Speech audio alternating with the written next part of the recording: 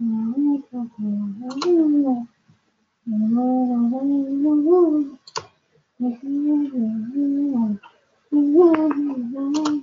can hear Stacy loud and clear. Okay, I'm gonna get it out.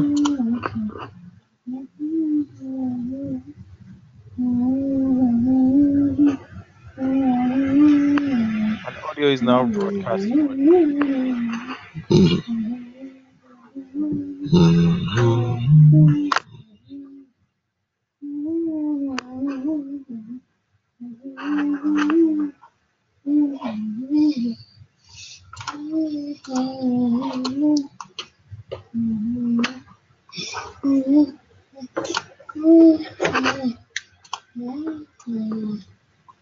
Olaf, did you end the call?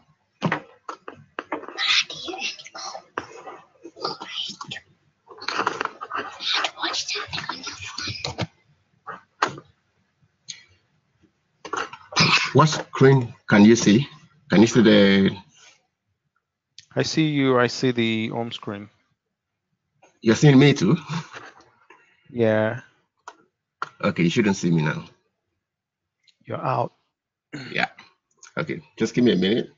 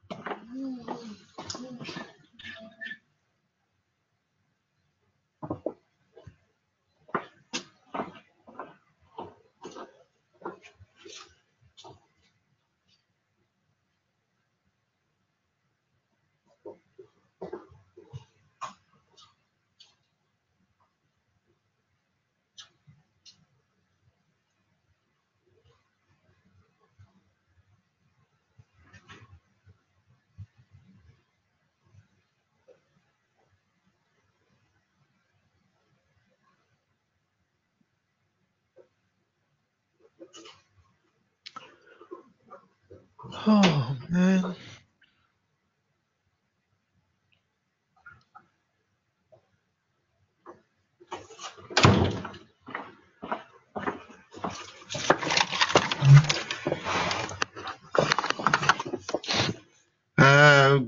Good evening, everyone. If you can see me, please just wave.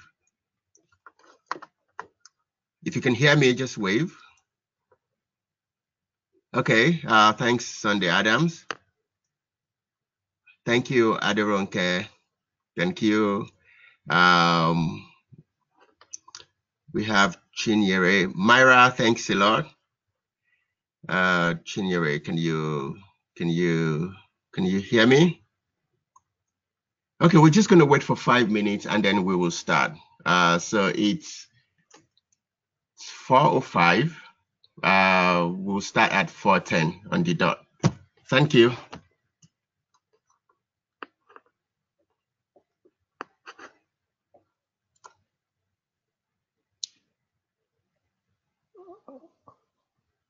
Is it possible to have audio from the audience? Oh yeah, so I'll mute everyone now. I'll unmute everyone so they can talk. Okay. So everyone should be able to talk now. Sunday, can you say hi to everyone? Sunday Adams. Hello, everyone. Good evening. Sunday Adams here. Okay. Where are you joining from? I'm joining from Abuja. Wow, Abuja, Nigeria. Thanks a lot, bro. Abuja people. Yeah, we're here, bro. Hi, Myra. Hi, how are you doing? Very well, thank you. You? Great, thank you. Great. Where are you joining from? Let me guess. Don't worry, just say. Well, currently I'm in Ottawa. Right. Yes. Hey, my own I'm from Myra. Bolivia. So Sunday, Ottawa is a city Abuja of in, Canada. yeah, it's like Abuja of Canada, right? That's like the capital. No, this is Abuja of Nigeria. Chinyere, hi.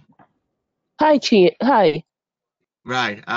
Thanks a lot for joining. Where are you joining us from? I'm joining you from Lagos, Nigeria. Wow, my Lagos people. I had no idea you could hear me. Oh, wow. I unmuted you actually. Okay, Yeah, all right. right. Yeah. Adironke, Ikonibaja. you may need to interpret that. You may need to translate that to something that Myra can understand. Yeah, I just said Lagos live long, right? Right. Oh, okay. A Coney Um, Badger. yes. Yeah. All right. Thanks a lot, Chinyere. We have Path also. I do believe that that's the correct pronunciation of your name. Can you unmute yourself so we can hear you? Hi, Hi. Thanks a lot for joining. Where are you joining from? Ottawa. Great. We have two people from Ottawa. Cool. Pat, How's my Ottawa today? homie, my buddy. Yes, I'm Taiwo student. Good stuff. You give Good me out. stuff. I don't know you from nowhere. Which Taiwo are you talking about?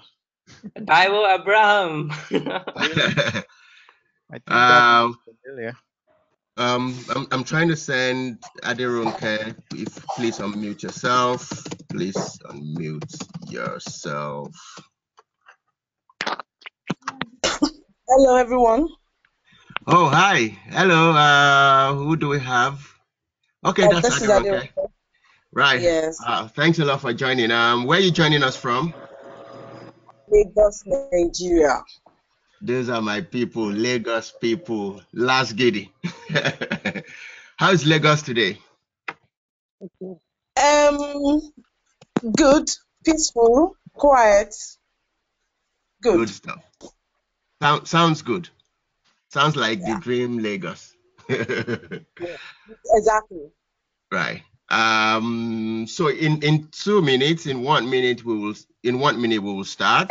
And so once we start, I will unmute everyone. If you have any question, if you want to pass any messages across, please use the chat box. And we can. What did you say?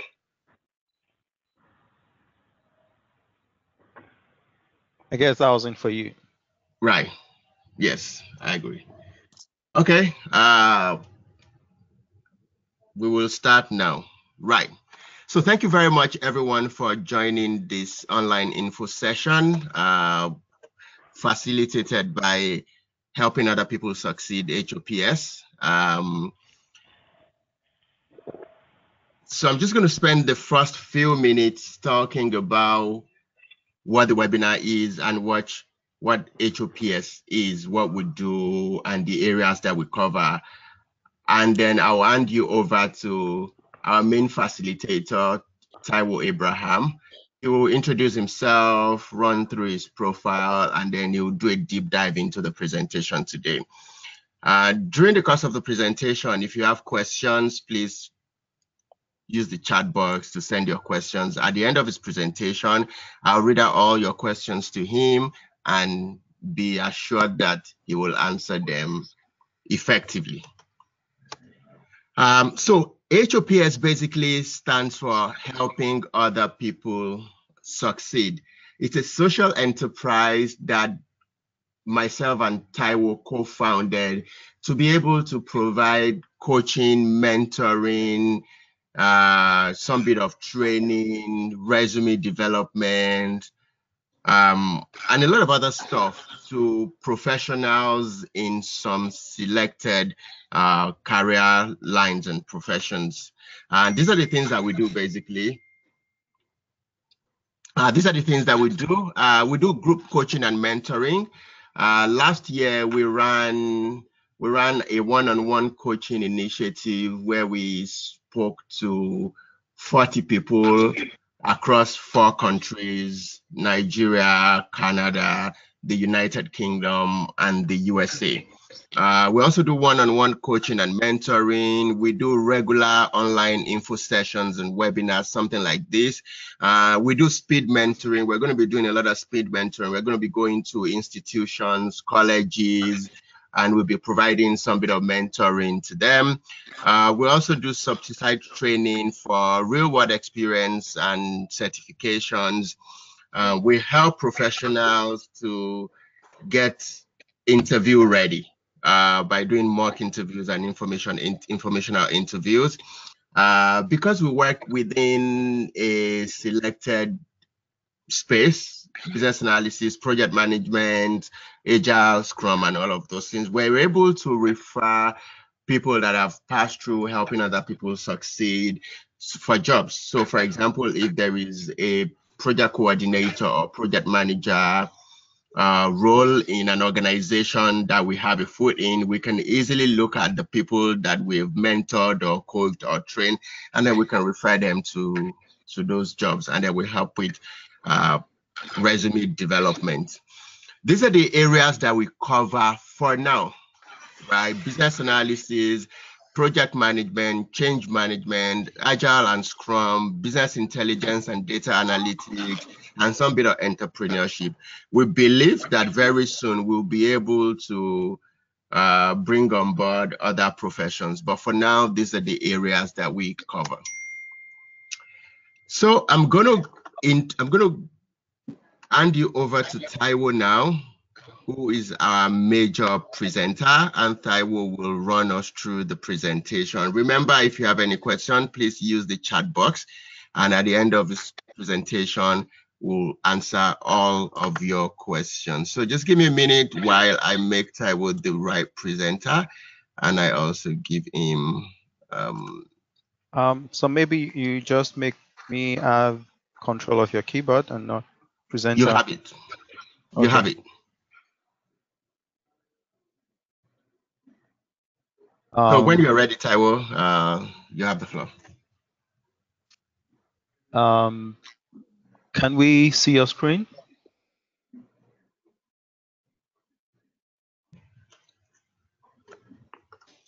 We don't have your screen anymore. Okay, so I'm just gonna just give me a minute.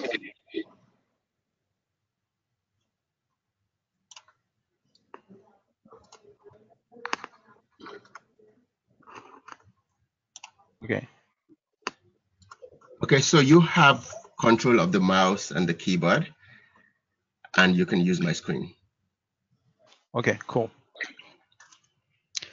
Okay, I see someone came in while Bola was doing the introduction. We went through introduction already. Can you unmute yourself and let us know you?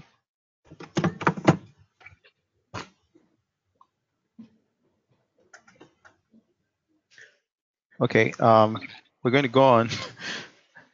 So I'm Taiwo Abraham. Bola is my pal that we do this together, and we've been in the same space for almost 15 years now. We didn't become PMP 15 years ago, but we had our bachelor's degree from the same campus in Nigeria, and sometimes in 2009, I had just stopped working as an IT manager in a business center, and I was looking for something else to do. So I was hell bent on doing some networking certifications, and that was the in thing back then. Then I spoke with this uncle of mine who said that there's something called project management. Do you want to check it out? I was like, okay. By the time I Googled it, there were only a few companies training project management in Nigeria. It was very expensive, but it looked like exactly what I wanted to do. I had to sell my car. I quit my job. I switched city from where I was living to Lagos, where I could get the training, and I went all the way for it. Now that was in 2009. For whatever it's worth, I would say it has turned out to be one of the best decisions that I have made in my life, like career-wise. Just as soon as I was getting the certification, I got in touch with Bola and we're like, okay, this looks like where we want to head. We've done it and we've been two peas in a pod since then. And I would say that for a typical Nigerian, we've had a very interesting career. We've both had opportunities at the highest places where you can operate as project managers in Nigeria. The last experience I had before leaving Nigeria was at the central bank, where we were creating a project management framework for the entire bank and creating processes, templates, and all the tools they use for managing projects today. Just in 2016, attributed to what we did for them, they saved about 9 billion naira in their project budget. So that kind of life just gives us a good sense of self fulfillment and accomplishment. So when we think about all these things, we just feel that it's not something that we should keep to ourselves. There are many people who feel the way we feel, who share the same ambition we shared a long time ago. There are more people who have now come to the knowledge of what value PMP credential can add to them, and they are looking for ways to get into that space. And so the first thing we think is important is information, right? So we hope that at the end of this session, you would be equipped with enough information to be able to structure out your plan on how to get certified. I wouldn't know if someone is certified already, how to sustain your credential. That's the goal for today. Is there any questions so far? None for now. So. Okay. So I'll introduce you to PMI quickly. I will discuss why you should be a PMI member, the purpose of the PMBOK, the values in PMP certification, the examination itself, the type of questions you would see in the exam, the roadmap to becoming a PMP, roadmap to sustaining the PMP credential, and some of the ethics that PMI required of a PMP.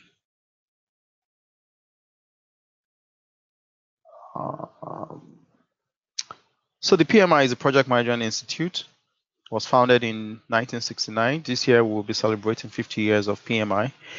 PMI is not a government agency. It's not an academic institution. It's just a not-for-profit private organization that coordinates the project management profession all over the world. It's about the most recognized body that conducts research and creates standards for project managers across the globe.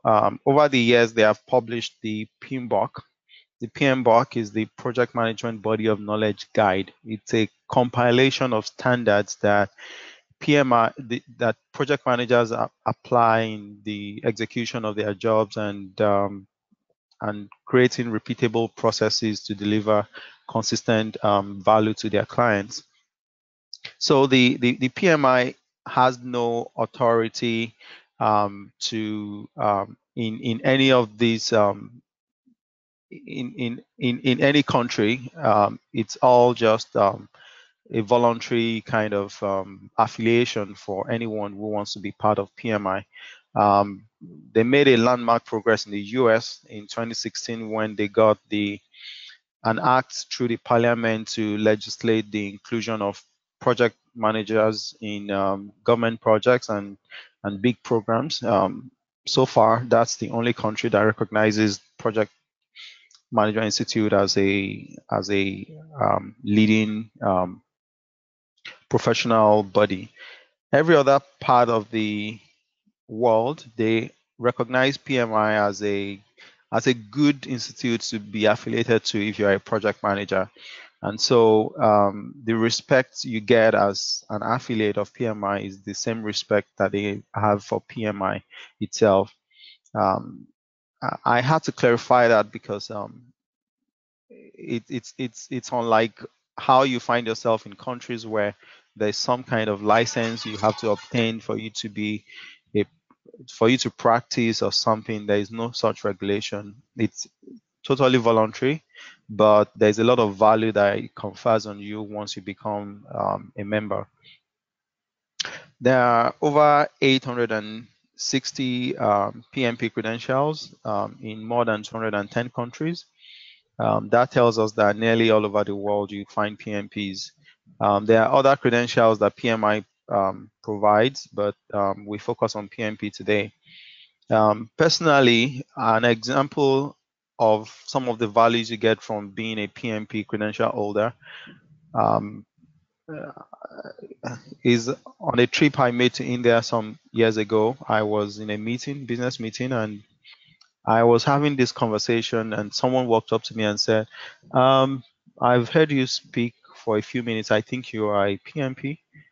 I said, yes. He said, oh, yeah, I'm a PMP too. I could recognize the language you're using, that you must have some connection with the PMI. And that became our bond. I was able to strike good deals that would require many years of building trust within an instant, because someone felt this is someone who is a part of a big family of project managers all over the world. So you find that it's headquartered in the US. It's the biggest advocate of best practice in project, program, and portfolio management. The credentials that PMI provide, you see Certified Associate in Project Manager for folks who don't have the requirement to be able to apply for PMP yet. I'll get into that later.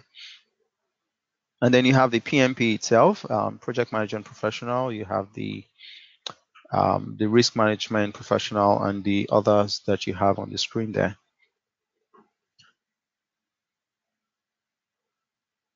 Moving on. So what is the PMBOK? It's a very popular book. You hear a lot of people mention this. This is like the Bible for project managers who practice, who apply the standards that PMI advocates in their project. So if you are a PMP, this is one book that you would spend a lot of time with in the process of getting your PMP. It's also a book that you will reference all through your career life. It's constantly evolving. Every 4 years, PMI update the PMBOK to reflect the new trends in the market and to reflect the latest information that may be useful to project managers across the globe. It's people like you and I who review the PMBOK. PMI basically relies on the input of practitioners and academics who may be conducting research in project management. It's a reference for professionals. It's not an exam prep for people trying to pass the PMP. We will talk more about that shortly. The structure is basically divided into 3 sections. There's a framework where you get to see an overview of the text. You get to see what project management is all about, the value of using the PMBOK. You get to see the roles of project manager and the types of organizations in which these practices can be applied and stuff like that. And then in section 2 is where you find the much more details about what project management is all about, what principles, what process groups, what stages of development, what life cycle, and all of that are to project management. And you get to the knowledge areas where you go over the 10 knowledge areas of project management. Those areas are just areas that the project manager has to has to have some knowledge if he is going to excel as a project manager. I'll save you details of those until you begin your journey into passing the PMP exam. So why would you want to become a PMP? It's widely recognized, like I said earlier on. Anywhere you are in the world, you mentioned that you're a PMP, you instantly gain recognition and some kind of respect because the PMI that provides that certification is a prestigious organization. From a personal experience, I moved from Nigeria to the US and then from the US to Canada. Unlike the experience many people would tell you about such kind of relocation, I got to Canada and in a space of 2-3 weeks, I got a great, a decent job that some will pray to get. It's the same kind of experience for many people who carry this credential around. The idea of you gaining a local experience or being part of local network before you get a job really doesn't apply to you because the PMP credential confers on you a global status that you understand the best practices of project management wherever you are in the world. It demonstrates proof of professional achievement. The exam is not an easy cheese. So if you are able to go through the process of passing that exam, it speaks volume about you when you approach any organization or any opportunity.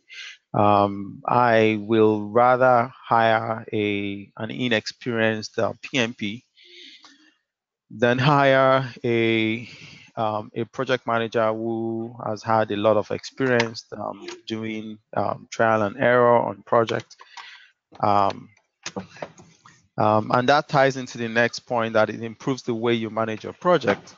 So what you see with being a PMP is that it provides you a repeatable set of tools that you use on projects you encounter, and so whatever success you have achieved in the past, you can always replicate because the processes and tools you're using are the same, and they are documented, and you basically don't gamble. You don't engage in some kind of trial and error. You know exactly what you're doing from the beginning to the end. Increases your marketability. I cannot overemphasize how marketable you are. If I may go a little deeper into my background, in Nigeria, for our friends from Nigeria, you know what it means to be connected or to have godfathers or find someone who can work your way into a high-paying employment. So if you don't have that and you graduated with a third class from your bachelor's degree, it's some kind of doom. So that is who I was in 2009. I had graduated 3 years before that from school. I wasn't really interested in school anyway, so I was going around with a third class, studied botany in the university, so the odds were so much against me. But since I got certified as a PMP, I haven't had to present my bachelor's degree for any of the jobs that I have done since then. The conversation mostly ended when I said I was a PMP, and because I was able to deliver on the job, I got references for the next job and got references for the next job. And of course, I have had opportunities to improve on what I did with my bachelor's degree, but I'm saying that the PMP confers a lot of opportunity on you and a lot of credibility, and removes whatever doubts that anyone may have about your competency when you approach them for engagement. It displays your willingness to pursue growth, increases customer confidence, It's a highly um, it's a really prestigious credential to have. If you are going through this process, I would assume that you already have some interest in the credential, but whatever I can tell you would be an underestimation of what value you get from being a PMP. Bola, you may chime in, but I have been a PMP for about 10 years. I have trained over 1,500 practitioners across the world, and I cannot recollect one individual who I trained and has become a PMP who is not gainfully employed. There are situations where I want to work with GE, but I'm not getting GE for now.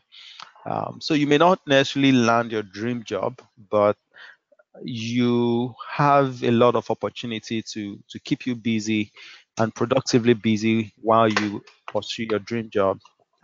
It's a highly sought after credential globally. Statistics has it that since 2009 that I started to track the global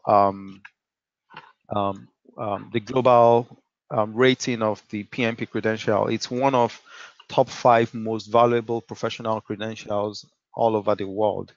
And when you talk about salary advantage, they compare PMP to a typical MBA degree holder, slightly higher for when compared in general to the MBA population. But when you throw in the Ivy Leagues and their salary post MBA, PMP credential holders earn just a little lower than the average for the MBA degree holders.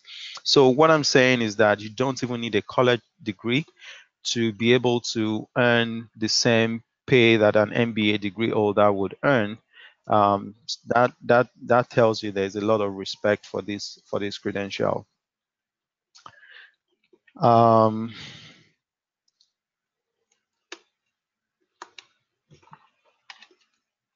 The examination itself, it's not one of those exams that you just put down money and say, I want to do it, or train me, I want to just pass the PMP. There are qualification processes that you have to meet.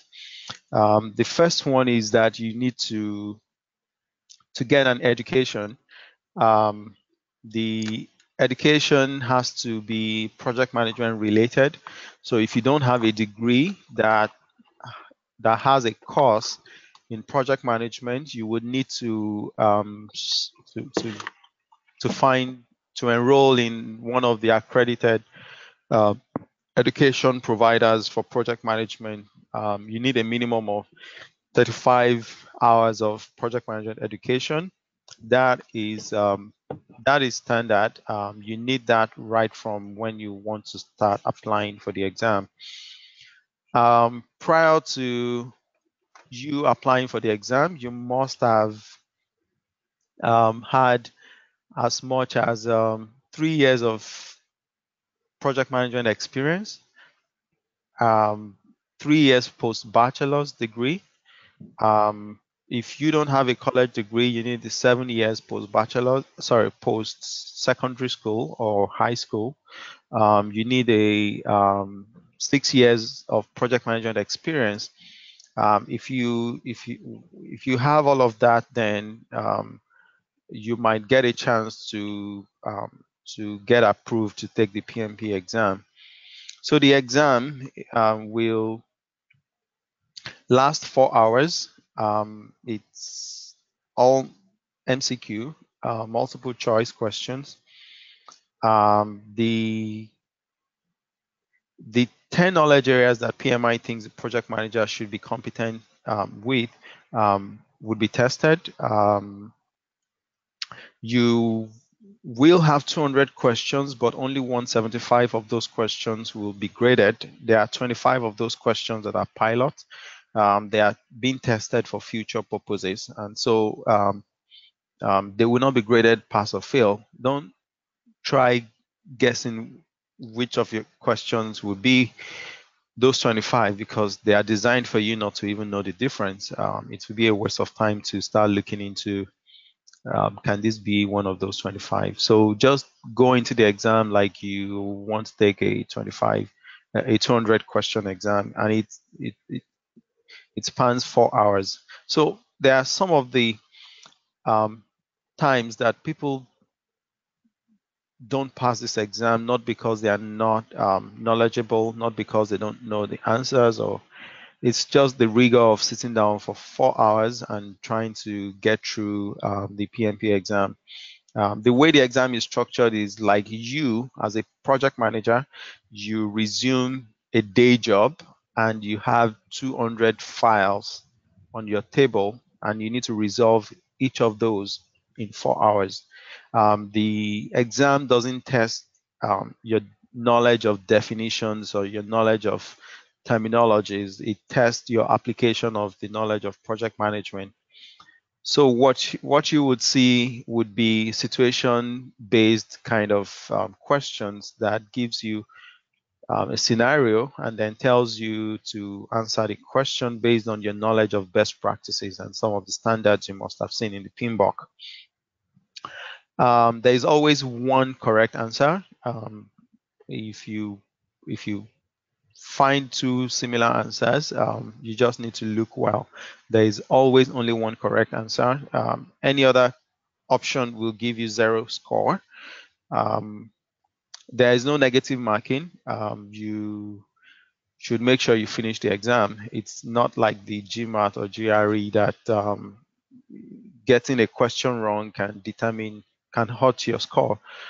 Getting through the questions is important because you don't lose anything for finishing, but you also want to make sure that you manage your time well to avoid that kind of situation. The questions are randomly generated because sometimes you have many people in the same venue writing the exam. You don't necessarily have the same questions in front of you, and you could write the exam 5 times, 6 times without having to do the same exam again. There are lots and lots of questions in the exam bank that you will be that PMI distributes from time to time. There are the 5 domains of knowledge that the exam will test you on. There's the initiating stage of the project, and where you get to identify what project you want to do. You get to see your project charter and your stakeholders become visible at that point. You have your business case and the contract, whatever can give a live status to the project is done during that stage. You'll find 13% of the 400 questions, which is 26. These are distributed randomly, so you would not necessarily go in sequence of the first 26, the next 48, the next 62. No, they are randomly distributed. So I'm going to tell you the importance of knowing why the questions are distributed like this shortly after now.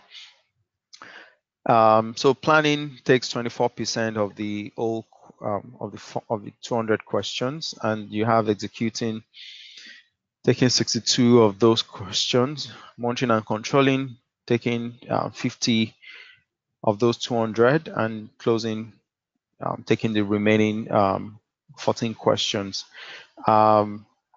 The essence of seeing the distribution of this is that there is no pass mark for the PMP exam. So it's not like a typical exam that every point you score counts towards your passing. And so if you score perhaps 80% or 70%, you pass.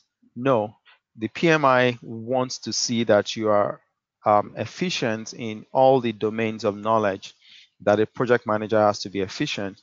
And so you would see your results screen as your results screen will show this domain like it is here. So for instance, in front of initiating, you're going to see whether you are proficient moderately proficient, or below proficient. Excuse me. If you are below proficient, it means that you did not score high enough in initiating. In planning, you see moderately proficient, proficient, or below proficient. So what we've seen over the years is that you don't want to have below proficient in planning, in executing, and in monitoring and controlling.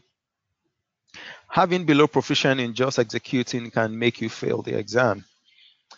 Having below proficient in just planning can make you fail the exam, but it depends on the degree to which you flunk planning. So if you barely fall below the moderately proficient boundary in planning and you have everything else, you may find yourself still passing the exam. So as you go through the preparation for the exam, you need to test your skills on each of the domains and not just the overall score. So you need to find preparatory materials that will tell you your performance in each of these domains, because scoring as high as 80 could be that you scored everything in executing, you scored everything in planning, everything in initiating and closing, but then you're failing monitoring and controlling. That will hurt you badly in the exam. So you want to spread your skills. You want to make sure that you're proficient in each of the domain of knowledge.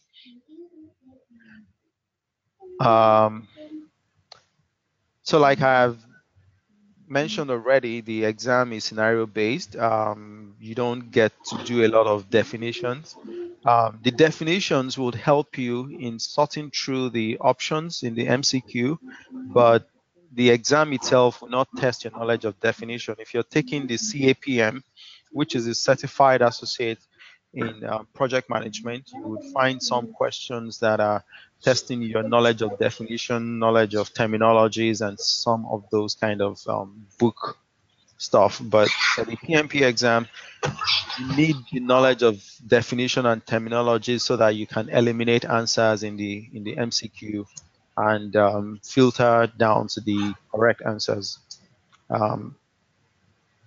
You'll be using attached illustrations such as network diagram or whatever diagram that they make available to you in the exam to analyze situations and selecting the right answers. You would fill in the blanks in some scenario. The filling blanks does not necessarily mean you're going to type something. It's just a situation where something is missing in a sentence and you need to find it in the multiple choices that you have. So you just keep in mind that for all the 200 questions, you would have to select one correct option out of 4 options. You will not have 5 options. You will not have 3 options. You would always have 4 options. There are the quantitative side of project management that I think candidates usually enjoy, because now all you need to do is to calculate using the formula and get the answer. Those kind of questions are easier to deal with than the scenario-based questions where you do not know exactly if you are taking the right option or not. You should pay attention to such things like except, all but, not. So let me give you a scenario. They give you a situation like you're being a project manager for this project. Everything has been going well. Suddenly, a stakeholder showed up and complained about something that has already been decided many weeks back on the project. It seems like everybody is listening to this stakeholder and your project may be coming to a halt. That's a scenario. Now, the next question that will follow will be, or could be, what is the correct thing to do? You will see the word correct in uppercase, or they can say, what is the next step for the project manager?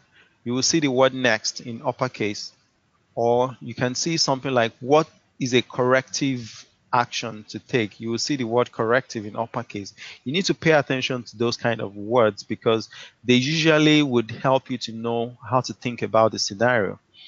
For instance, for that same scenario, the next step to take would be different from when the question says, um, what problem could have led to this? So in this case, we are doing a more of diagnosis of a problem that has occurred. So the problem would be what exactly went wrong in the past. But when you see something like what is the next step, so we assume that you will do the diagnosis and then you are ready to fix the problem. So you'll be looking for the next step and not necessarily talking about the problem that led us to where we are again. So you need to pay attention to descriptors. They are very important. As soon as you're reading your question and you identify those descriptors, you will save time filtering through the answers to the correct answers. Typically, if you are well read, if you really are familiar with the language and the PMBOK, if you have studied very well, when you read a PMP question, you easily can eliminate two options without struggling. Then you're usually left with two likely answers that you need to demonstrate some knowledge to be able to get through. And so paying attention to detail would help you. Being very, very familiar with the processes as laid out in the PMBOK, especially on page 25 of the PMBOK, where you have the process flows and the process map. If you understand that and you understand the flow and the dependencies between those processes, it will help you to be able to identify where an option may have been skewed to be wrong, even though it looks like the correct option.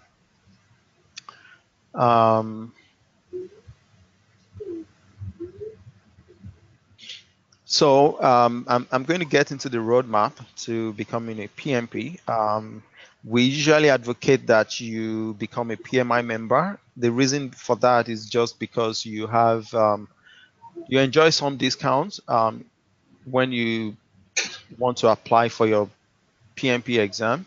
But before that, you need the PMBOK for you to prepare for your PMP exam. So you can either go to the market and buy it at somewhere around $60 and pay shipping, and you're spending roughly around $100 to get it.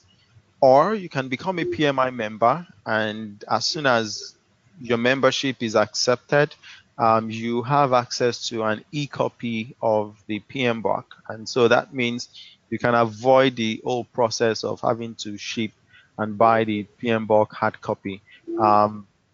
For some reason, some people prefer the hard copy. I got the third edition of the PMBOK when I was preparing for my exam, but soon after that, I haven't owned a hard copy ever since because it's outdated every 4 years, and I have access to complimentary copy every time I renew my membership. So then I'm probably okay looking at the screen, reading a textbook.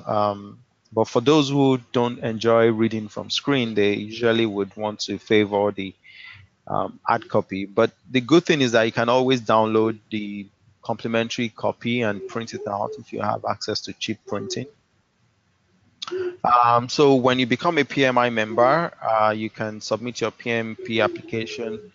Just note that your PMP application is not dependent on PMI membership. Anybody can be a PMI member. I think that as of now, PMI members globally are somewhere around 600,000, and you see the figures we gave of the PMP credential holders, about 860 something thousand.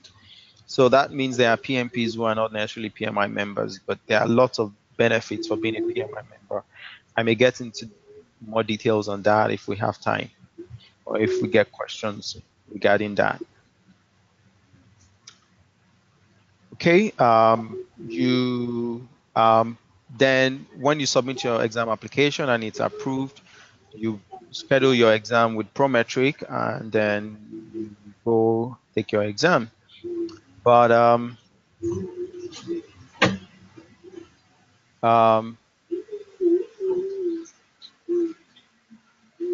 just before that, okay, it's just right ahead.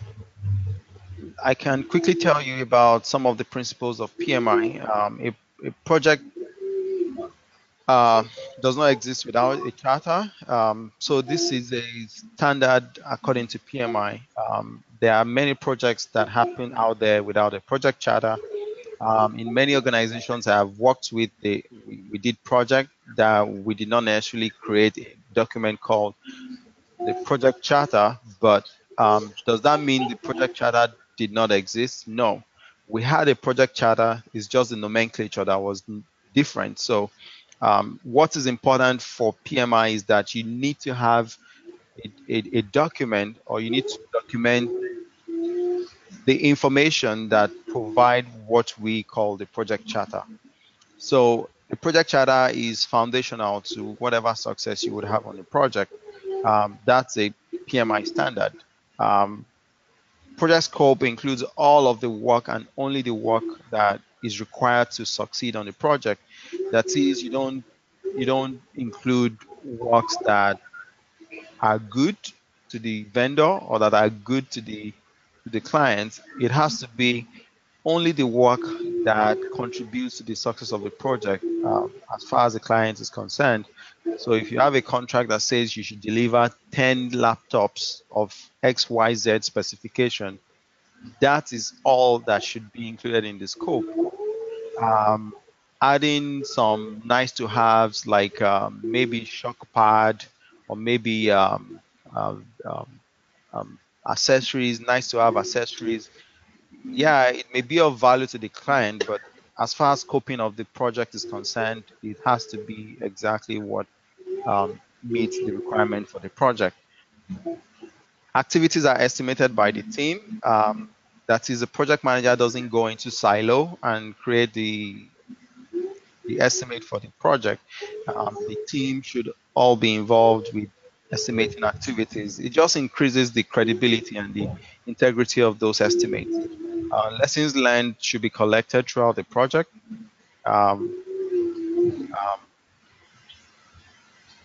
You need to establish the extent of completion if the project is terminated prematurely. There are projects you won't naturally see to the end because of changes in the landscape. For instance, a business case that we have used to justify a project fails suddenly, and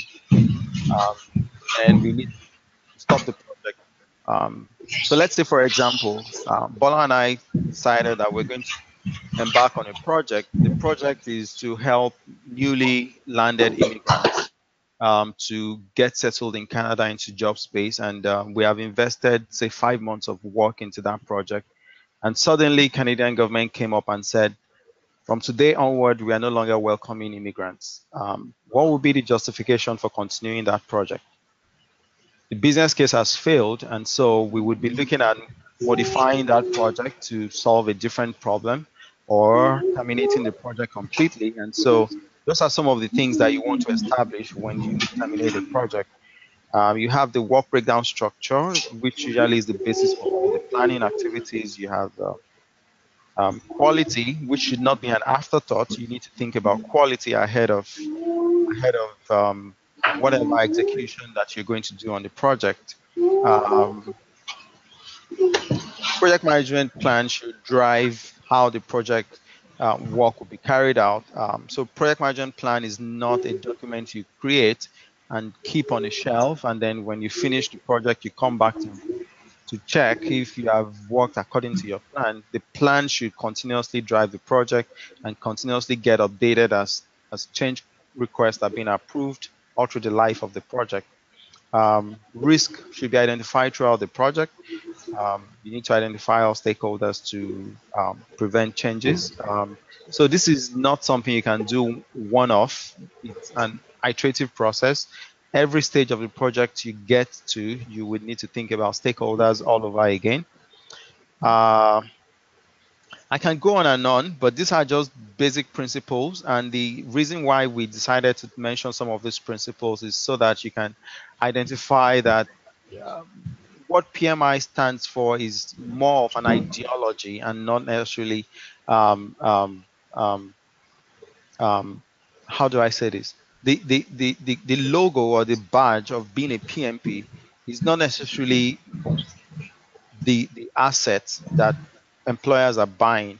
It is the ideologies that the PMI represent that employers are buying. So when I show up at the door of an employer and I say I'm PMP and they are interested in me, what they are interested in is the ideologies of PMI that they think that will help their project. So as an employer, I know that this guy who calls himself PMP must have demonstrated sufficient proof to PMI that he can apply all these principles of PMI to my project.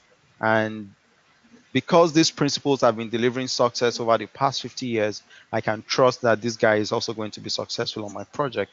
So that's the whole essence of talking about these principles. There are many of them that you will come across in your journey towards becoming a certified PMP.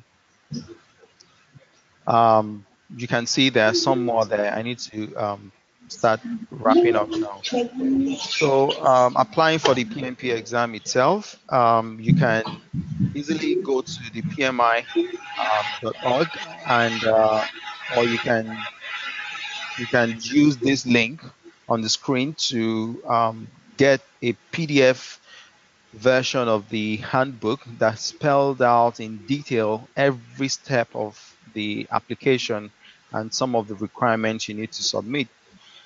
Yeah, that's some more details about the PMP credential. I've spoke about that already. So a quick run through of this requirement. Sorry, it's my mouse that is messing up.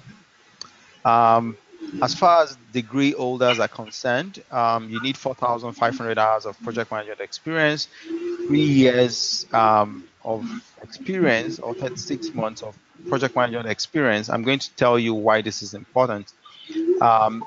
So it's not sufficient for you to say, I graduated 2 years ago, but I have 3 years of experience. You must have had 3 years post-bachelor's leading project management efforts. So it's not just being part of a project. It's not just um, being in an organization running a project. You must have been a significant part of a project. You could have been a team lead. You could have contributed in some leadership role, but you need to have done 3 years of project management for you to be able to apply for the PMP exam. The experience should not be overlapping. So if you have done 3 projects that all happened at the same time in 1 year, you cannot translate that to 3 years of experience. All of those 3 projects will translate to just 1 year of experience. Okay, and for education, I mentioned that you need 35 hours of project management education from accredited organizations. For those without a university degree, you need 7,500 hours. You need a minimum of 5 years of hands-on on project management or 60 months of project management. All of that should have happened within the last 6 years, and they should be non-overlapping as well. As regards project management education, they are all they are both the same. This is what I mean by non-overlapping. So if you have project 1 and project 2 and they overlap, this will only be accounted for as January to June and not January to April plus February to June as separate months. So you would only have 6 months of project experience if you have this kind of overlapping experience. What you need to have is project 1 and project 2, and then you have project 3 all together on a straight line leading up to 3 years of experience. That's 6 months. The exam format, we went over this already. This is a computer-based exam. There is a paper-based also, but PMI would only allow you to take a paper-based exam if within 240 kilometers or 150 miles to where you are, there is no computer-based exam, or there is no computer-based exam in your country, then you are able to take this paper-based exam. Other than that, we are all compelled to take the computer-based exam. 200 questions in 4 hours. It's available in all major cities of the world. You also have language aid. I think there are about 10 languages that the PMP exam is served. If someone has problem with English language, you can always ask for some kind of test accommodation that helps you with translation. It doesn't cost you any more than the cost of the exam for you to get that help. Um, the computer base is available every weekday of the month, except if there are holidays in the country where you are. Scheduling is flexible. The result is immediately after your exam. For PMI members, the cost of the exam is $405 USD. If you are a non-PMI member, the cost is 555 USD. So if you look at the difference between PMI member and non-PMI member, you would see there's a 139, there's a 144, I think. There's a $144 difference, which is even more than the cost of membership. So why don't you pay $139 to become a member and also get 405 for your exam, and doing the two, you are still better than paying $555. Remember that when you are a non-PMI member, you don't get the access to PMBOK. As a member, you have access to PMBOK and so many other privileges that PMI members have access to. A good one is the projectmanagement.com. If you are a PMI member, you have access to projectmanagement.com. It's a community of professionals, community of practice globally. It has a lot of resources that 10 years into project management, I still find myself going there for templates, for tools, for latest knowledge that I can apply to my project. So being a PMI member gives you access to that to that website. For Canadian residents, you're going to pay 13% HST on these prices that you see here. If you don't if you don't pass your exam, the receipt fee would be $275 for PMI members and $375 for non-PMI members. You need to receipt your exam within your eligibility period. I'm going to explain that immediately now. From the day your exam is approved, your application is approved, you have 1 year to sit for the exam. Within that 1 year, you can take the exam 3 times.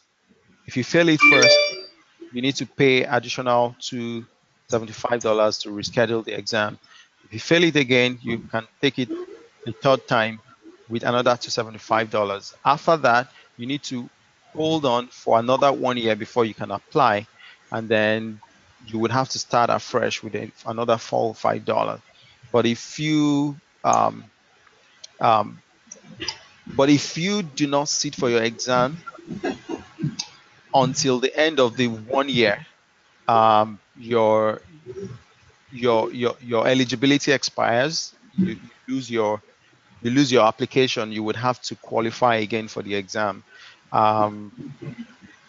Whatever happens to your payment, when you make payment, you also do scheduling for your exam. So if you schedule a date and you don't take exam on that date, you forfeit your fee. If you cancel more than 30 days before your exam, you get full refund. If you cancel within 30 days to your exam, there is $70 that is deducted from your application fee.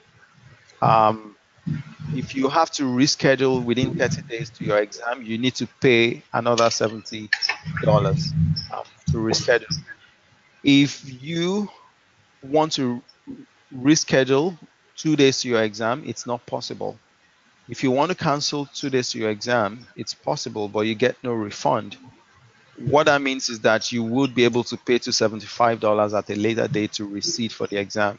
It's called no-show fee. At the end of 3 years, you would need to renew your certificate at $60. I will speak to this shortly now. So this is a quick a quick view of what we have been talking about all this while. You start your application. This is where you begin to put all your experience to the paper and creating your application. When you submit your application, typically within 5 business days, PMI will review it and tell you if you are approved or not. If your application is selected for audit, this is usually done randomly. If it's selected for audit, you have a maximum of 90 days to complete the audit process. If you don't pass through the audit process, then you are not able to take the exam until a later time when your condition improves. Sometimes if fraud has been detected in your application, PMI may ban you completely from writing the PMP exam. But if it's just a matter of qualification issues, then you can always apply when your qualification has improved. But typically, if your qualification has been done by professionals, within 5 business days, your application is approved. Once that is done, you are able to make your payment, and once payment is done, you can schedule your exam, take and pass your exam. Okay, so that brings us to the end of the journey towards the PMP credential itself. Bola, how do you want us to do the question answers? Okay, so I'm thinking, do we take questions for the PMP credential first before we go into the PDU section, or do you allow you to just run through everything and then we take question and answer at the same time? I'm open to either ways. Maybe the audience should tell us if they have questions, itching questions, burning questions. Okay. Any question? Okay, I'm going to unmute all.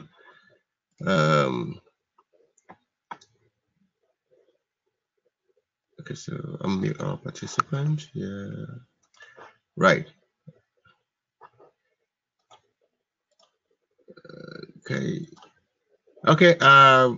Myra, have you got any question? Yes, please. Okay, please go I ahead. would like to ask about the experience that is required to get the PMP certification. I am a telecommunications engineer and I've been working in this field for more than 7 years. And I've been supporting projects as a technical director. I would like to know if this experience counts or I should be in the PMO department itself to have this experience validated. Okay, that's a very good question. Your participation on projects is sufficient for your application process. You don't necessarily have to be part of the PMO. You don't even need to have the project manager title.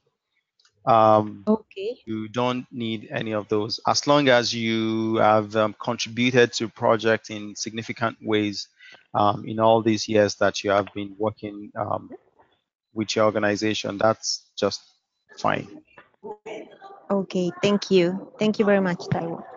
You're welcome.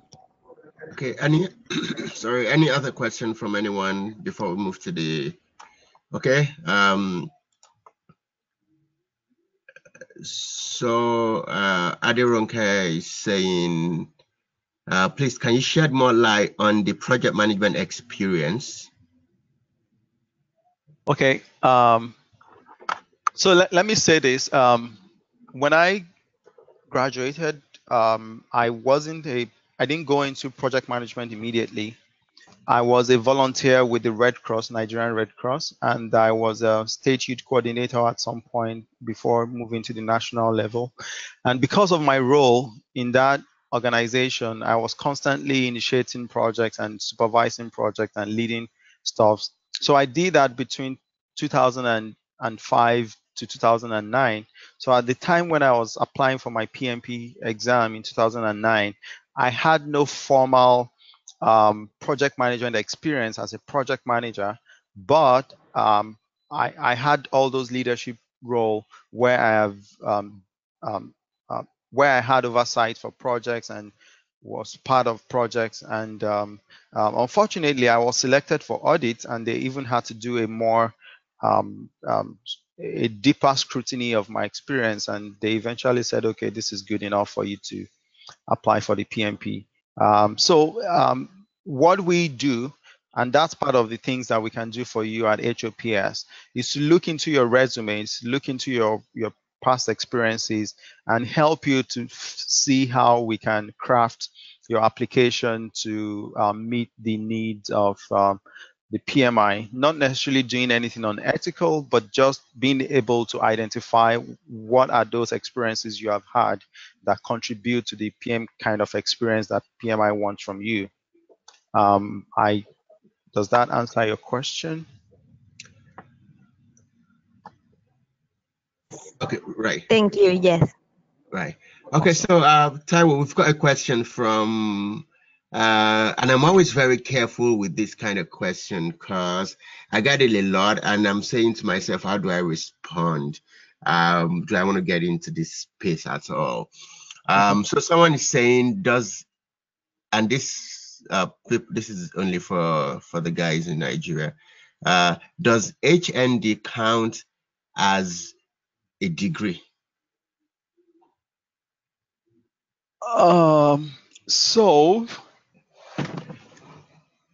I would say yes, because if you have an HND and you want to apply for a postgraduate degree in the US, and you do some credential evaluation, they usually would equate your HND to a bachelor's degree in the US.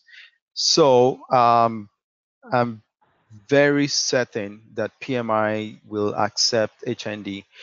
I have memories of previous clients that I have worked with HND, and we never had any issues with submitting HND as a degree. It's not like altering the information and saying this is a degree. We put it exactly as it is. So in the application process, we usually will put others, and then we try to explain what exactly it is. As long as you spend 4 years in a higher learning institution, it's considered equivalent of a degree. Okay, I also like to add, right? So while trying to come to Canada, we had to do like credential evaluation, and I've heard people that had HND have had their credential evaluated as equivalent of a bachelor's degree, right? Awesome. By WES, IQUAS, and the rest of that. So I think confidently I can say yes. So we've got another question here. Does it matter that you refer to your project management experience, say 2 years back? I mean, not the most recent 3 years. Yes. If all the project experiences you're listing happened in the past 6 years, you're good. Right. So what that means is you can have 2 project experiences in 2015, 2016, and 2014, all adding to 7,500 hours or 4,500 hours, depending on where you fall into. That can be accepted.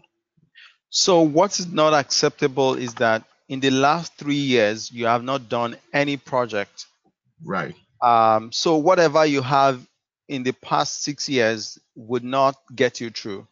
So if you are combining what you've done in the past 3 years with what you have in a space of 6 years, so let me elaborate on what Bola just explained, that if this is 2019, if you have done a project between 2016 and date, whatever you have done between 2013 and date will be counted.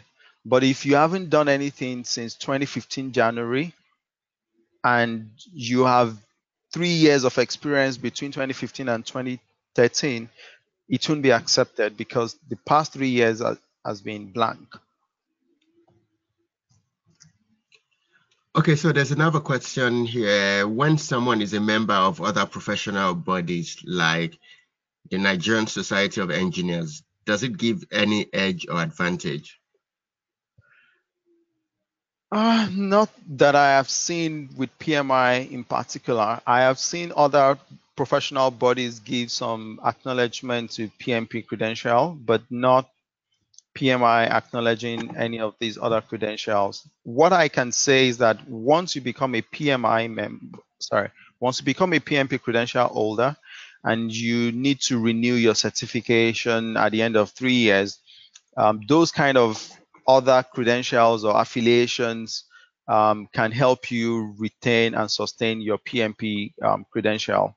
But in terms of qualifying for the exam and becoming a PMP, there is no recognition of any other profession or affiliation in that process.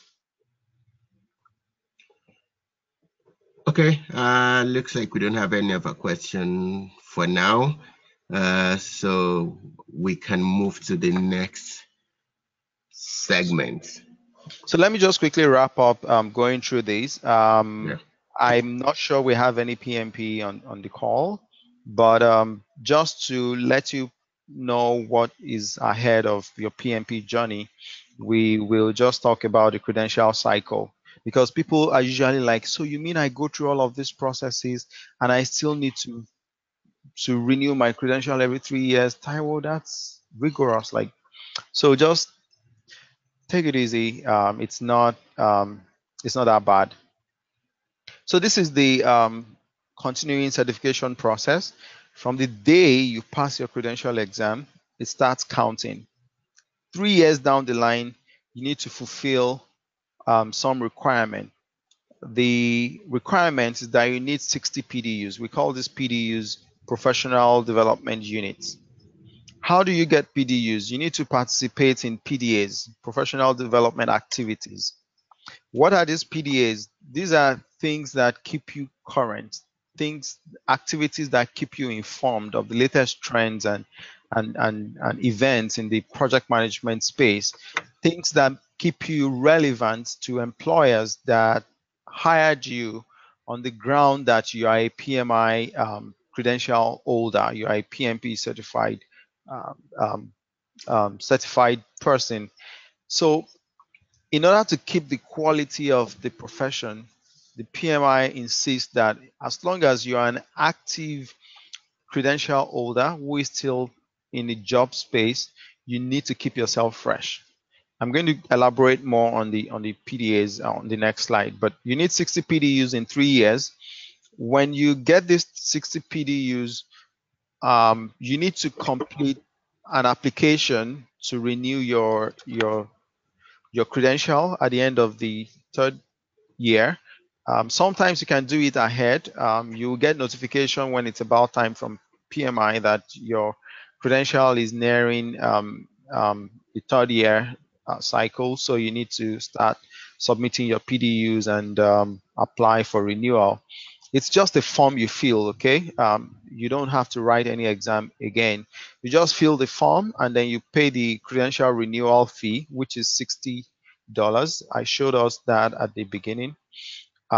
So it's $60 and you have your credential renewed for another 3 years. If you are not a PMI member, I think it's $135 for you to renew your PMP credential. Now, if for some reasons you forgot or you got carried away, life happens, right? And you found yourself in the at the end of the third year, you have not renewed your certificate, PMI places you on a suspension for 1 year. So from the if your cycle ends, say on the 1st of January, throughout that year, you are still entitled to being called a PMP. You are still entitled to parade yourself as a credential holder. You are just only on suspension. So during that period, you need to gather your 60 PDUs.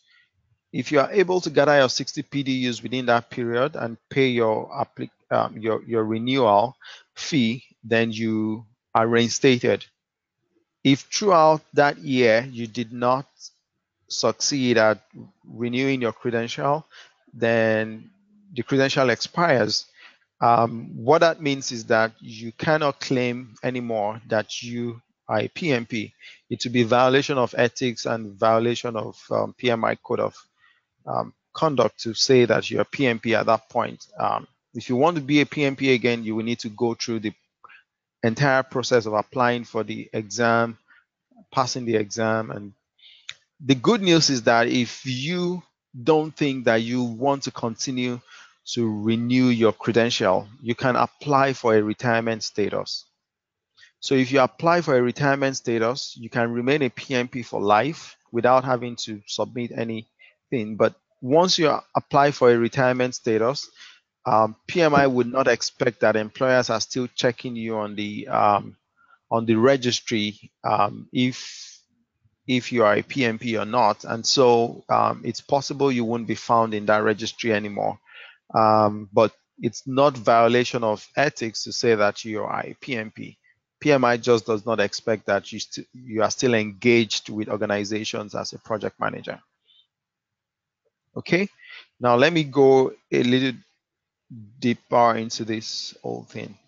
So as far as PMI is concerned, their position as coordinator, global coordinator of the project management profession, the PMI is constantly listening to trends in the industry through academic research, through participation of professionals like you and I in conversations and conferences, and asking what are the latest trends, what are the things that employers are looking for when they hire a PMP, what are the kind of projects that are dominant in the world today that employers would hire a PMP to do. And so based on all those needs, they came up with what they call the talent triangle. So the talent triangle is all about leadership, domain knowledge. So we call that technical knowledge of project management, and then the strategic and business management. Those three areas are the areas that PMI considers today as the most dominant areas where employers want project management professionals to be able to function. And so for you to keep yourself relevant in that industry, for you to remain a project management professional at the end of every three years, you need to prove to PMI that you understand what latest trends are, you are keeping yourself informed of the events in the industries, and so on and so forth. So that's the whole reason why you need to submit these 60 PDUs. So where do you gather these PDUs from, and how do you gather them? Of the 60 PDUs, you need to get a minimum of 35 PDUs from education, project management related education. You can get as much as 25 PDUs from giving back. And then I'm going to break down what I mean by project management education. So if you take an MBA program, for instance, in the course of your MBA, you took a project management class. That is a course, that's the training. And so you can, if you had as much as 35 hours in that process, you can as well claim that you've done 35 PM education. If you attended professional meetings, and this is one of the reasons we advocate that you become a member of your local chapter. So if you are part of a local chapter, you would go for your monthly meetings where professionals are invited to speak on topical issues. And so every hour of professional meeting you participate in will count as one PDU for you. Digital media, online webinars like the conversation we're having today, I can claim 1 hour of PDU from what we're doing. If any of you had been certified, you can claim 1 hour of PDU from what we're doing right now. Self-development reading, if you picked up a book maybe on change management or business intelligence or anything that improves your knowledge and your skills or your competence as a project manager within the context of this talent triangle, you can allocate 1 PDU to 1 hour of self-learning. There is also informal learning, whereby maybe in your organization there is a meeting or there is you invited a speaker to talk to you about latest trends in project management or latest trends in software development, and they're talking about agile or scrum or any of those things that contribute to your technical knowledge of project management. You can claim PDUs for those. So the question you need to always ask yourself is that, which of this talent triangle am I deficient in, and make sure that you keep yourself up to date. You can claim all your 60 PDUs from project management education. Note that you can only claim minimum of 35 PDUs, but you can have everything on project management education. PMI prefers that. What you cannot have is to get 60 PDUs from giving back. So on the on giving back section, you can do stuff like PM practice. So if I've managed a project like I am at the moment, I can claim as much as 8 hours. I lost my screen. So give me a minute. Sorry, I must have done something. Okay, so I can claim that Do you have my screen back? I left your screen. Yes, your screen is up, but the PowerPoint is not showing the. Okay. Okay, I'm up. Thank you. Right. So things like sharing PM knowledge, things like giving presentation, things like volunteering your time in courses that advance the PM profession or the PMI's course, you can get PDUs in all of those. A little clarification I need to also provide is that when you are getting your PM education PDUs, you need a minimum of 8 per the talent triangle element. That is, at the end of 3 years, at the minimum, you need to have 8 PDUs from leadership, 8 PDUs from technical project management knowledge, and 8 PDUs from strategic and business management. So if you attend conferences, you need to watch out for the kind of topics you attend to make sure that you have balance of all of this. So if you, for instance, when I was going to renew my certificate in 2018, I had already taken a Scrum certification sometime in 2016. So for me, that's a continuing education. That is a technical project management element. So I needed leadership. So when I was at the PMI conference last year, I made sure that I attended a lot of leadership meetings so that I can ramp up my leadership talent triangle requirement. And then, of course, I had my MBA in the past 2 years, so I easily gathered what I needed for strategic and business management. So I'm using all this big stuff. Don't let that scare you. You don't have to do any of these big things to meet your PDU requirements. I have made mention that if you read books, if you attend online webinars, if you attend meetings in your organization that contribute to PM knowledge, if you attend local chapter meetings and volunteered in stuff, you can claim PDUs from all of these. I see people fret over PDUs every now and then. It's not necessary.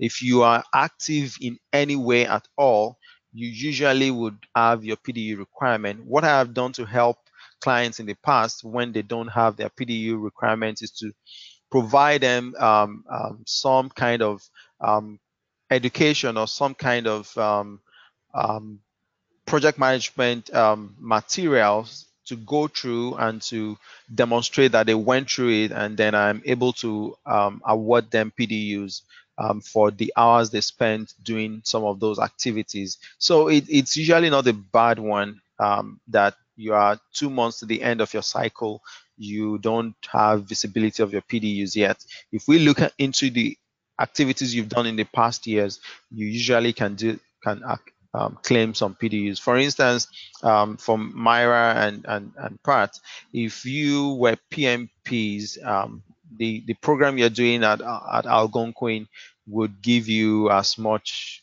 PDUs you may require. 60, you can get all your 60 PDUs from that because you're dealing with different aspects of project management. The last thing I want to mention is the maximum of 20 rollover. So if you have 100 PDUs in one cycle, can you take 40 of those PDUs into the next cycle? It depends, but the simple answer is no. The maximum you can take into the next cycle is 20 PDUs, but the 20 PDU you're taking into the next cycle must have been received during the last 12 months of your current cycle. So my previous cycle was ended at 2015. So I at the end of 2018, I had 90 PDUs.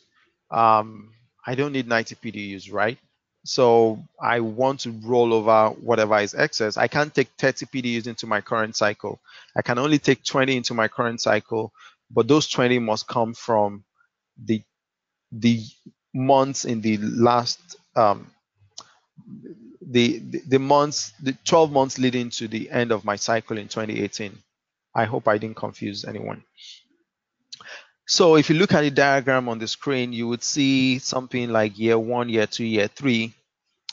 If at the end of year 3 you don't complete your CCR, you have 1 year suspension. During that period, you're still a PMP. If you don't meet it at the end of that period, then you get dropped out of the registry, and then you're no longer a PMP. But if you renew, another year starts from the day you renew. So the reason I put this diagram here is so that you can understand what it means when you have 1 year suspension. So if at the end of 2018, I did not renew my credential, and then I'm on suspension right now, and then I still don't have time until maybe sometimes in September of 2019, I finally renewed my credential. I'm not going to start counting from September. I'm going to start counting from when the original cycle expired, which was December 2018. So even though I'm renewing in September, my cycle started in January of 2019, and so by 2021 December, I will be due for another renewal. So it's important to keep that in mind. I'm not sure I have skipped anything, but if you have questions, we can take all the questions now. Sorry, we went a little over time, but I hope we've answered some of the curiosities you may have about the PMP exam and sustaining your credentials. Bola, you picked up some notes you want to chime in at this point? Pretty much everything has been said and shared. I think I just want to sell PMP a little more, and I want to use my personal experience. So I started just like Taiwo. I started in IT. I was an IT officer, help desk,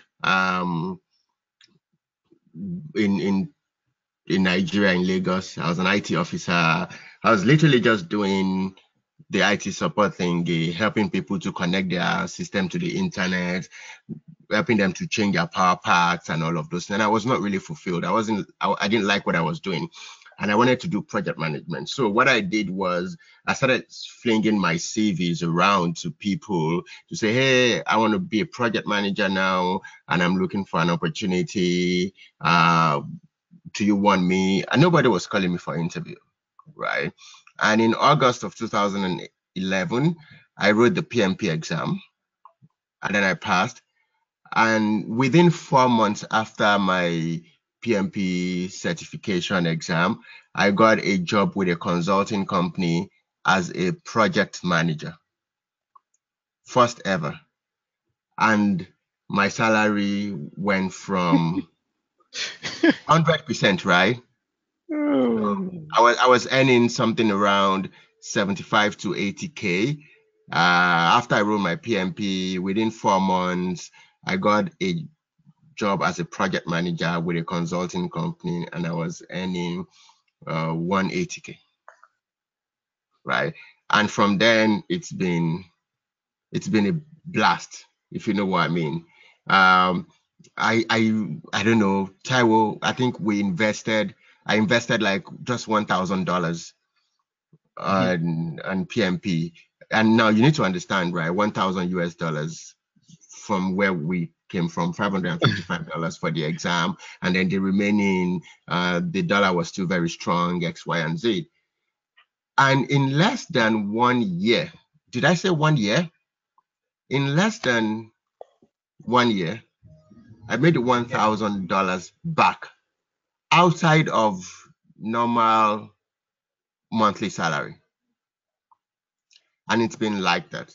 That's on one part. On the other part, if you go to Indeed, Monster, Glassdoor, and look for project manager opportunities, you will see 8 out of 10 openings will have PMP as a requirement.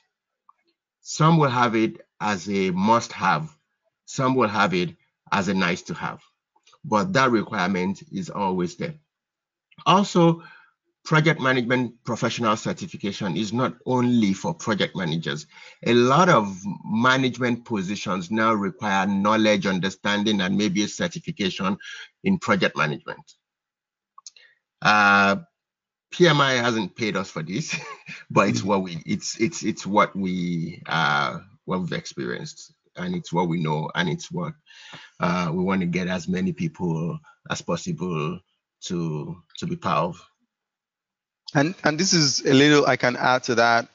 If you think of a business that has opened since 1969 and opened in the US and has grown and grown and grown, has become something that all over the world everyone is talking about, there has to be some reliability, there has to be some consistency, there has to be some result that organizations get when they do business with PMI.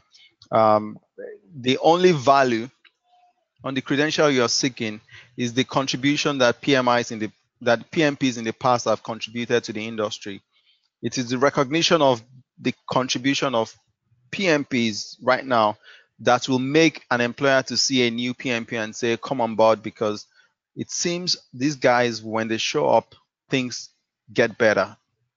And it's like I say this every now and then, that this is not rocket science. It's not one of those professions that require you to have IQ of 120 over 120. You just need to be smart and understand all these processes, tools, and techniques, and just have a working knowledge of relating with people. If you think about the 10 knowledge areas, you will see that this is just all about some management processes that you don't find in a crystallized form in any of the conventional education we have out there. So with the amount of time you put into getting the PMP, you are doing yourself more favor than someone probably spending 2 years getting an MBA in a university or something, because of the popularity of the credential you are seeking. So it's a really valuable credential, really valuable credential. All right, so someone has a question. I'm not sure it's a question that we can address totally here, but what I'm just going to say after Taiwo provides some answer is, connect with myself on LinkedIn, connect with Taiwo, and then we can take it from there. So what's the question? Thanks for the clarification. So what's next? That's number one. Number two, how do I build capacity? Not just nomenclature. What Right. next? Then how do I build capacity? That is a proactive question. The part of what next, like Bola said, you can we can discuss outside of here and point you to different things you can do and get started. But as far as what next, just decide if PMP is something you want to do, and then let's structure out how you want to go for it. You can start with thinking about timeline. Do I want to get it in 2019? Do I have enough experience? Do I have enough? Can I get the formal education I need in project management? Do I have the resources or the finance and the time availability to prepare for the exam and stuff like that? Those are typical things that Paula or myself will be discussing with you on what next. In terms of building capability, I get this a lot, and the reason I said it's a brilliant question is not because I'm just being polite. There are people who have passed their PMP exam before they start to think about what you're asking upfront. So the best way to think about the PMP credential is that the PMP itself does not give you project management experience, does not mean that you have arrived. It is just an acknowledgement that you have demonstrated ability to apply PMI's standards to projects in any organization. So for you to build that capacity and build those muscles strong enough to always find it comfortable and easy to apply the PMI standards, it's only by repetition. It's the same thing like you going to the gym and trying to tone your muscles. You need to do it consistently over and over and over. And a time comes when you feel so comfortable, feel so natural applying these processes to whatever activities it is that you want to do. And to wait for an elaborate project is usually not the best, because you may not get an elaborate project where they say you are the project manager immediately. So what I usually advise is that if you look into your daily endeavors, if you look into your daily engagement and interactions, there are project-like stuffs that you encounter that you can apply these principles to deliberately. For instance, it would not be anybody's business that you want to take the PMP exam, and because it's nobody's business, you really don't need to start creating scope documents. You don't need to start creating work breakdown structure, because you're not communicating to anybody. It's all for you. But because you want to reinforce your knowledge of project management, you may decide to apply these PMI principles. You may decide to apply these standards to as simple as, I want to write the PMP exam. I'm going to make it a project, apply these standards, and see how much understanding I'm demonstrating using the standards. Or someone comes to you and says, hey, my friend, I'm getting married. I'm just planning this. You can volunteer to say, do you want me to make this a serious thing? I can help you organize things.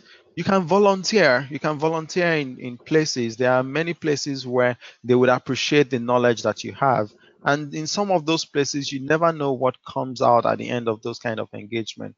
If you're looking for one big beneficiary of volunteer opportunities, Bola will tell you, I am.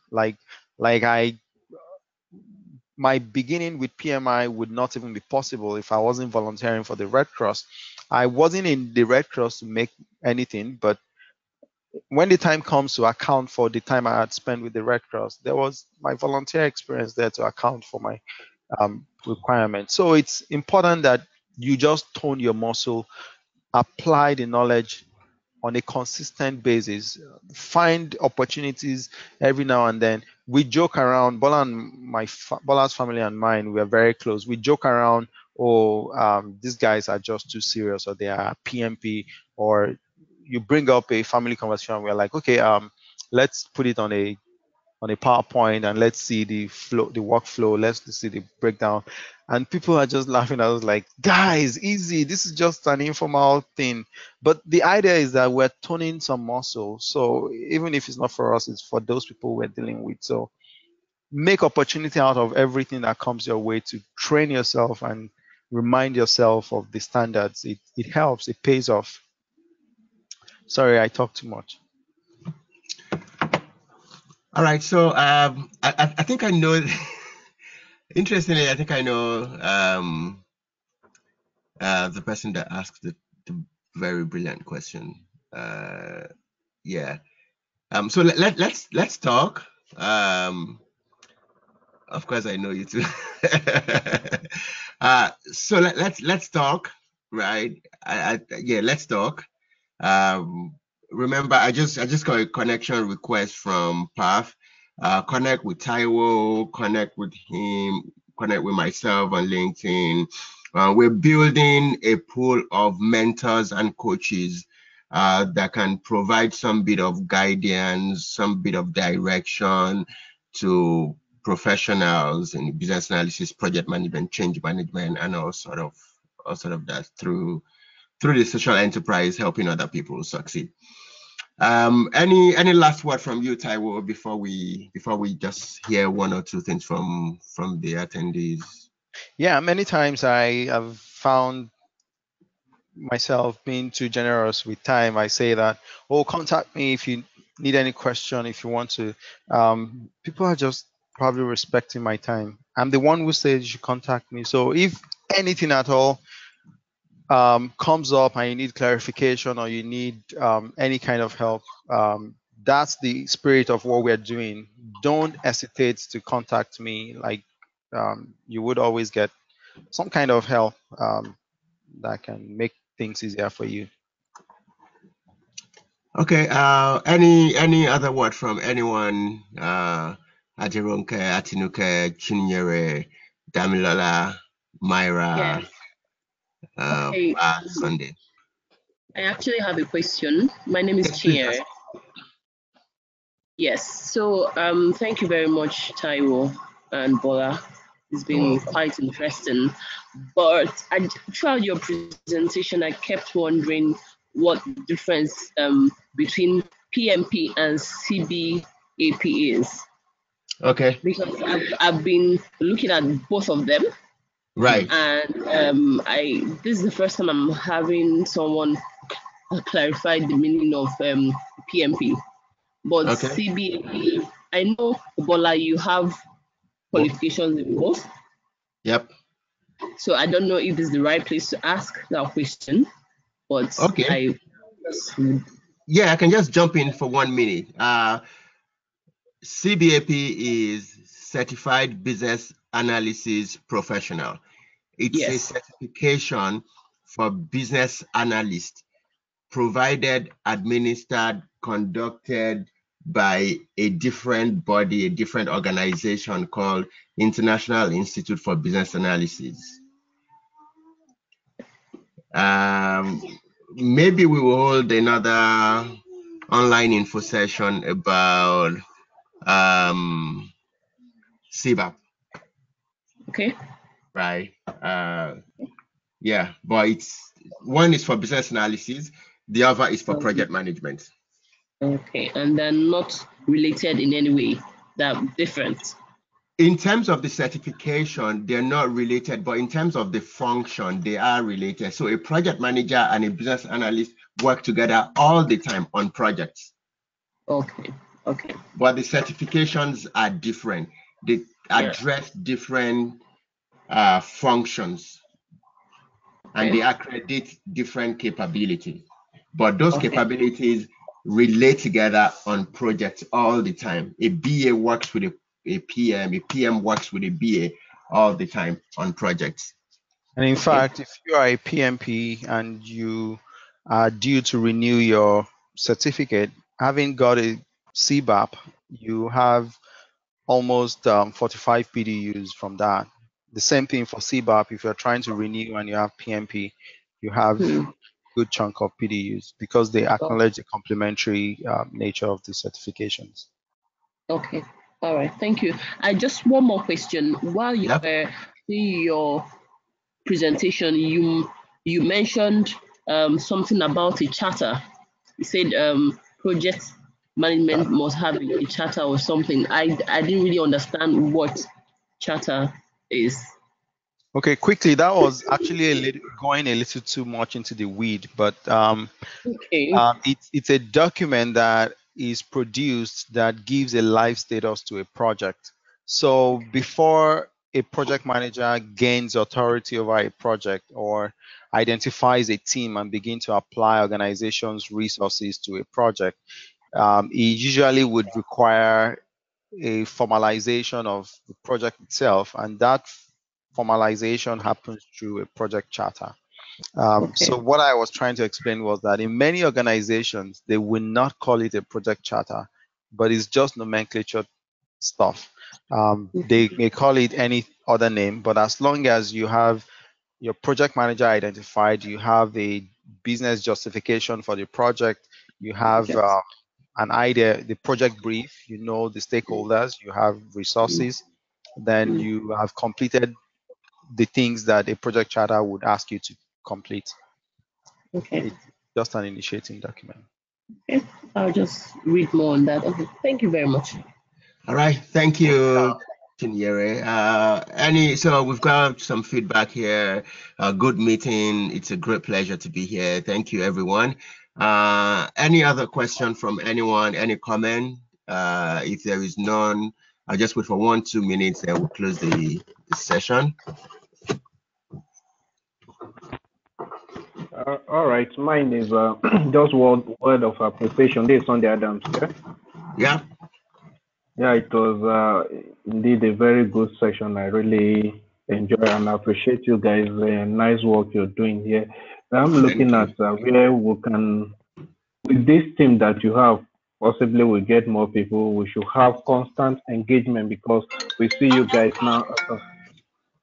We see you guys now as our mentors towards becoming project manager certified. So I would really appreciate if this will be a continuous engagement.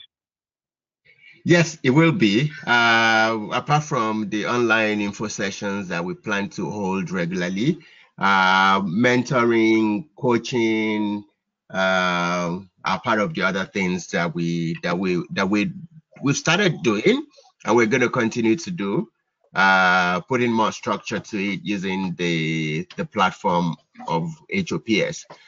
So if you haven't connected with any of us, please do connect, reach out if you need anything. And myself, Taiwo, and a couple of other friends will be willing to assist, to jump on a call, to schedule a call, X, Y, and Z. Okay. Thank you. You're welcome. Welcome. Yes. Hi, this is Damlola. I thank you guys so much for giving us this benefit to understand how the process flows. Like the last caller said, it's very important to constantly refresh ourselves, and I look forward to talking to you guys one-on-one and in future webinars like this also. Thank you, guys. Absolutely. Absolutely. Thanks a lot, Dami. I think I know Dami also. Yes, you do. Yes, you do. All right, boss. All right. Cheers.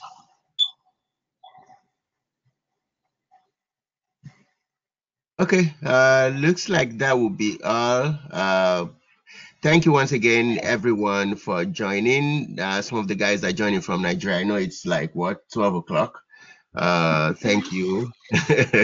Thank you very much, Taiwo. You're welcome. Right. Right. All right. So this webinar is being recorded. In the next 24 hours, we will share the link to the recording with you. Yeah, and just we're working on the website, by the way. Just keep checking with us. It doesn't have to be through an organized or a formal session like this, you can just drop a mail, drop a text or anything to any of us, and we'll be more than glad to respond. All right. Thank you, everyone. Enjoy what's left of your night and have a good weekend. All right. All right. Bye for now. All right. Bye. Bye. Bye. Bye. Thank you. Yeah, bye for now.